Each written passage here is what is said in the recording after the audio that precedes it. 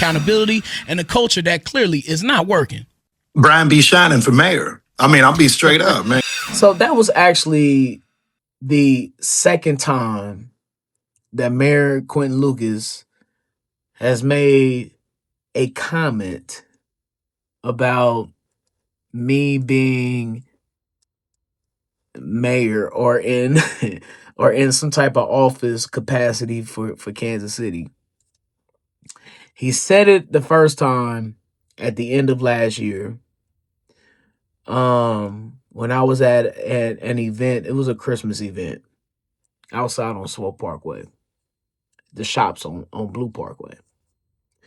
And he it kind of shocked me the first time he said something like that, because I'm like, from you? And I think like it was an element of he was playing around, but then it was like it was another element of like he was dead ass serious about handing the baton off, I guess, to somebody else. Now, of course, like let me say this up front, and first and foremost, I am not running for mayor for Kansas City in 2027. No, I am not doing that. But with him saying it again a couple weeks ago, it struck a nerve with me. It stuck with me. And it has me thinking, like, of course, I'm not gonna be on radio and doing radio forever. I'm not. Even though it seems like I have been doing it forever. This is year 20 for me. I'm not doing that forever. And I have to think beyond, what I am now. And how do I grow? How do I be better? What is the next chapter in my life? What is the next progression? And I think about that a lot. Because right now I don't know. I'm just kind of living in my purpose and where God has me now. But I do believe if I stay on this current trajectory of what I do in a community, of how I'm involved in several Kansas City things, I do believe I could garner the support needed for a Kansas City mayoral race.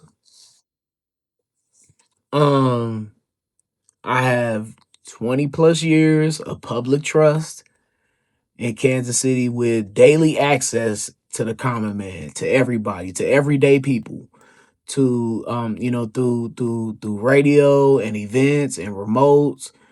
And I have ran across several people in my time and being on radio, with several opinions varying across from several different cultures, different creeds, genders, beliefs, all of that.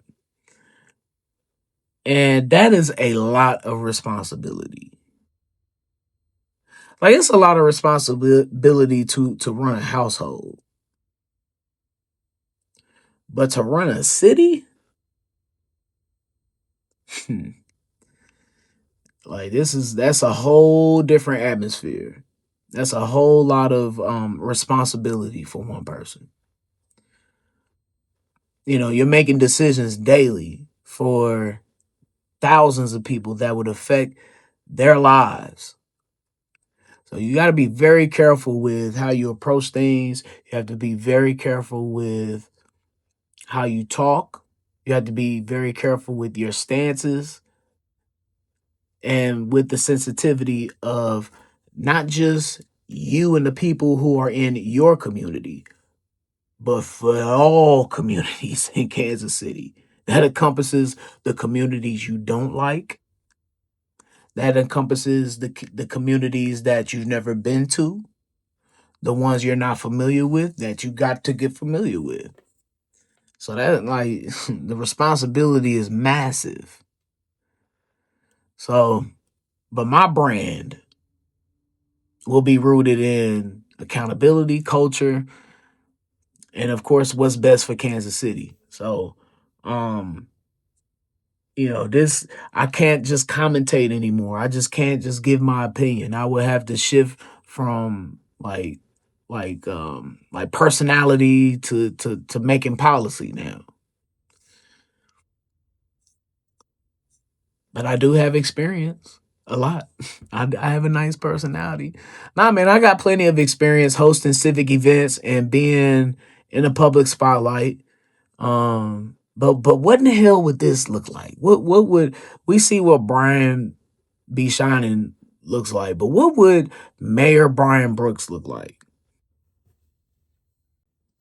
I just would I would think working with East Side leaders, small business owners, constituents, all the residents, young professionals, so we can build the future of Kansas City. Faith leaders, working class renters, homelessness advocates. But my core platform, if I'm just dreaming it up right now, if I'm just thinking it up right now, affordability. That would probably be my number one thing, is making sure that families can be comfortable. You ever been in a place in your life where you just cool, calm, and comfortable with things? No, me neither. How come there just seems to be limited resources or avenues of making things affordable? It's always an avenue of making things more expensive, but why aren't there tools to make things more affordable for people? And in some cases there are. If you're in poverty, if you're super poor, yes. But what about those families who are in between? You're not at poverty, but damn, you're paycheck to paycheck, you're week to week with things, which to me is poverty. But according to some government statistics or rubrics, it's not poverty. But affordability, housing supply expansion, so we could get people in homes and not just in apartments and affordable homes. Homelessness intervention. I hate seeing people on the street, and it's too much money and resources in this country for this to be allowed. And then crime resistance too. Not just policing people, but trying to make sure that we find a way that this is this last crime that this criminal commits. And not just locking them away and putting them away, but getting them help, getting them resources.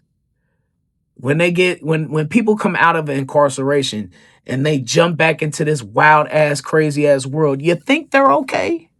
You think they're fine? You think they can find a job? Or they just gonna do the same thing and go back to right where they were? And I think a lot of times homelessness and crime prevention, I think, is directly related to money. It is. So I don't know. I seem to be getting into this a little bit, but these things just, these are real life problems for people, for everyday people, for most of the people who you and I know. Especially for my folks on the east side. And this is a lot of the problems that I grew up with. I was never homeless. I feel like we was a banana peel away from it though. I think another thing that I would like to focus on is trying to be as transparent as I'm allowed to be. Not only with the budget, but with decisions, with I don't understand why these politicians, and I do understand, by the way, but I don't understand why politicians have to have closed door meetings. Like, I think, why aren't these open to the public? And we know why. I think we know why.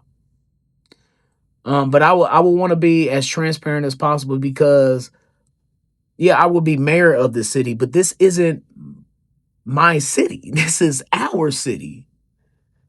I'm just trying to help navigate and make decisions on this thing. But we all play a part in the decision making and what's best for Kansas City. I think that's what all of this is all about. The mayor leads the ship, but this is why we have a council, and this is why we vote on things. So I don't know. I am green. I'm fresh out of water with this right now.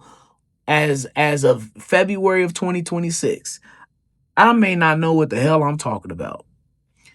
I just know that from a voter's perspective and somebody who's lived in Kansas City, I think these are the things that we will want. I know is what I want. So, but it's so much responsibility for so many people, dog. He's like, this is a monumental task being a mayor. And I salute Mayor Lucas for what he's done. Of course, improvements can be made with everybody, and everybody has their gripes, and but it is so hard to satisfy everybody. And a lot of times, looking from the outside at Mayor Lucas, it seems to be a thankless job a lot of times. But you got to learn that everybody will not be pleased, and that's just life in general.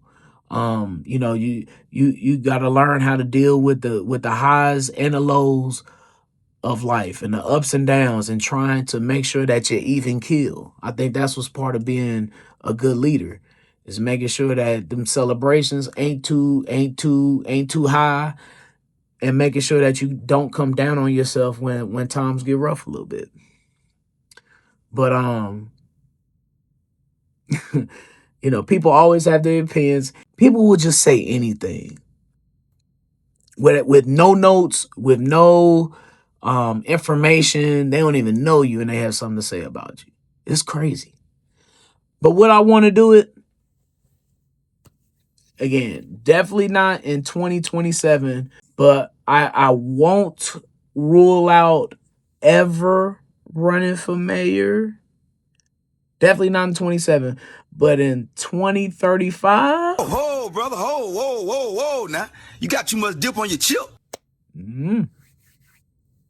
Stay tuned. I don't know.